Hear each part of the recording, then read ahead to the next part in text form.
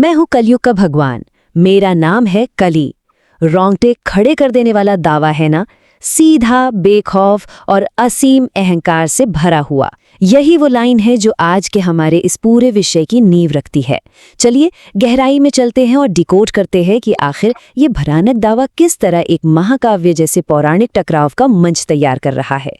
तो आज हम इसी बहुत ही दिलचस्प और तीव्र विषय का विश्लेषण कर रहे हैं, कल्कि बनाम कली, सबसे बड़े पौराणिक युद्ध का विश्लेषण। ये पूरी कहानी प्रकाश और अंधकार के उस अंतिम टकराव को दर्शाती है जिसका जिक्र प्राचीन कथाओं में मिलता है। बिना किसी देरी के चलिए सीधे स्रोत के नजरिए से इस पूरी कथा को समझते हैं।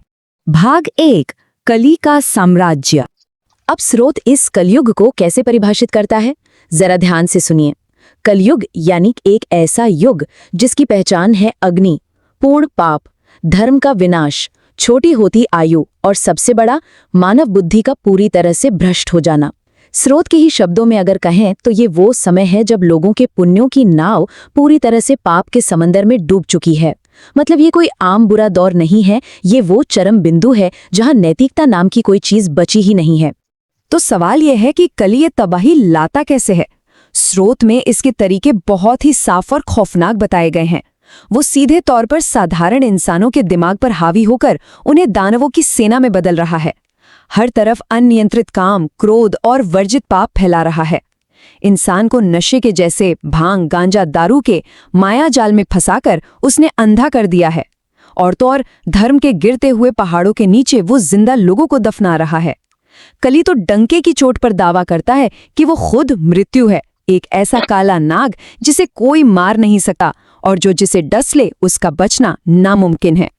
और इसी असीम अहंकार में चूर होकर कली सीधे ईश्वरीय शक्तियों को ललकारता है। वो कहता है, बता कपटी विष्णु, अब की किसका रूप तू धरे। ये चुनौती कहानी के तनाव को एकदम चरम पर ले जाती है। सोच कर देखिए, कली को लगने लगा है कि अब उसे कोई नहीं रोक सकता और वो सीधे उस ईश्वरीय सत्ता को आंख दिखा रहा है जिसने हमेशा से धर्म की रक्षा की है। लेकिन कहते हैं ना, हर घने अंधेरे को चीरने के लिए रोशनी की एक किरण ही काफी होती है। और इस ललकार का जवाब आता है एक प्रचंड हुंकार के साथ, मेरा नाम कल्कि, आऊंगा मैं श्वेत अश्व पर। स्रोत में बिल्कुल यहीं से हमारे नायक की बहुत ही धमाकेदार और विस्फोटक एंट्री होती है। ये लाइन कली के अहंकार का सीधा, बिना किसी हिचकिचाहट वाला जवाब है जो न्याय और धर्म की अचूक ताकत का एहसास कराता है। भाग 2, कल्कि का धर्मयुद्ध और उनका क्रोध। अब यहाँ शुरू होता है महाशक्तियों का असली टकराव। दोनों के दावों को देखिए। एक तरफ कली है जिसे लगता है कि वही शुरुआत है, वही अंत है और इस अंधकारमय युग का वही एकमात्र अजय भगवान है। लेकिन दूसरी तरफ है कल्कि का अटल वचन। कल्कि सीधा प्रतिज्ञा लेते हैं कि वो कली की खोपड़ी चूर चूर कर देंगे, भगवान नरसिंह की तरह उसकी छाती फाड़ देंगे और बस एक ही प्रहार में उसका नामो निशान मिटा देंगे। ये कोई मामूली चेतावनी नहीं है, ये उस असीमित अहंकार के खिलाफ पूर्ण प्रतिशोध का एक पक्का वादा है। भाग 3, अमरसेना।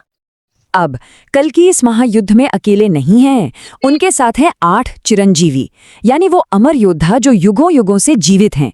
जरा इस टीम को देखिए। हनुमान जी, जिनकी गदा सीधे दुष्टों के प्राण हरेगी। वेदव्यास, जो कली के कारण भ्रष्ट हुई बुद्धि वालों को फिर से ज्ञान का मार्ग दिखाएंगे। राजा बलि, जो खास इस युद्ध के लिए पाताल लोक से उठकर आएंगे। परशुराम, जिनका फरसा दुश्मन की सेना को बेरहमी से काट डालेगा। अश्वत्थामा, जिनके विनाशकारी तीर सेना को भेद देंगे। विभीषण, जो इस महान युद्ध का शंखनाद करेंगे।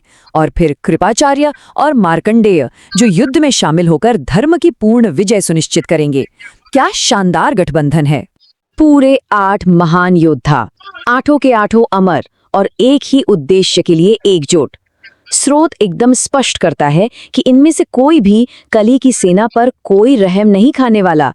ये संख्या 8 इस बात की पक्की गारंटी है कि कली की उस दानवीय सेना के लिए ये युद्ध अकल्पनीय तबाही और कोहराम लेकर आने वाला है। भाग 4, अंतिम उद्धार।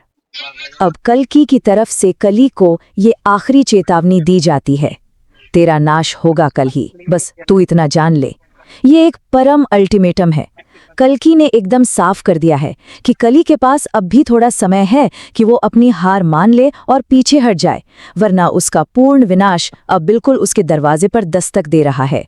तो इस पूरी शक्तिशाली कथा का सबसे अहम निष्कर्ष क्या निकलता है?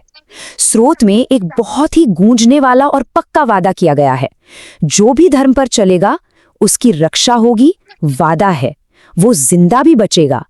इतने भारी अंधकार और विनाशकारी युद्ध के बीच ये लाइन उन सभी के लिए उद्धार और मोक्ष की एक पक्की गारंटी की तरह है, जो हर हाल में धर्म और सच्चाई के रास्ते पर टिके रहते हैं।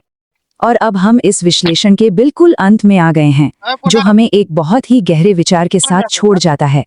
इस महाविनाश के सामने क्या मानवता अंतिम टकराव शुरू होने से पहले इस चेतावनी को समझेगी? असल में ये स्रोत सिर्फ किसी पुरानी पौराणिक लड़ाई का वर्णन नहीं है, बल्कि ये अव्यवस्था और व्यवस्था के बीच उस शाश्वत लड़ाई की याद दिलाता है जो आज भी हमारे आसपास चल रही है। सोचने वाली बात है ना? खैर, इस सफर में हमारे साथ बने रहने के लिए बहुत बहुत शुक्रिया।